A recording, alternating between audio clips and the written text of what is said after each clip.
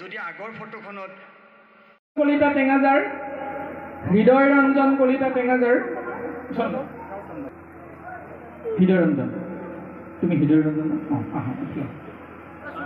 পৰৱৰ্তী গীতুমণি কলিতা কাৰিপাৰা গীতুমণি কলিতা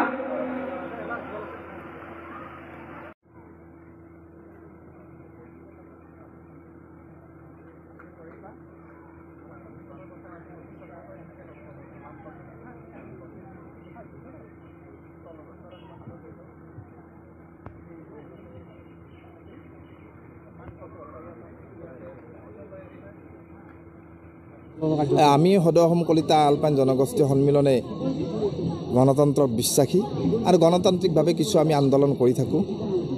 আমি প্ৰথমতে ৰাইজক সজাগতা কৰি বিভিন্ন ধৰণে সভা সমিতি পাতি আমি আগবাঢ়িছোঁ। ইতিমধ্যেই আমাৰ কলিতা জনগোষ্ঠীয় মানুহখিনি আছে সকলোৱে সজাগ সচেতন হৈছে আৰু ৰাজনৈতিকভাৱেও আমি সজাগ সচেতন হৈছোঁ।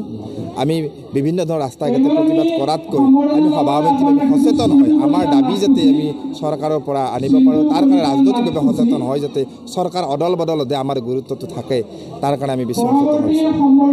আসন সংৰক্ষণৰ ক্ষেত্ৰত কলিতা জনগোষ্ঠীৰ ছাত্ৰ ছাত্ৰীক মাধমাৰ সদাইছে অসম চৰকাৰৰ আমি দাবী জনাইছোঁ ইতিমধ্যেও দাবী জনাইছিলোঁ আগতে জনাইছোঁ আজিও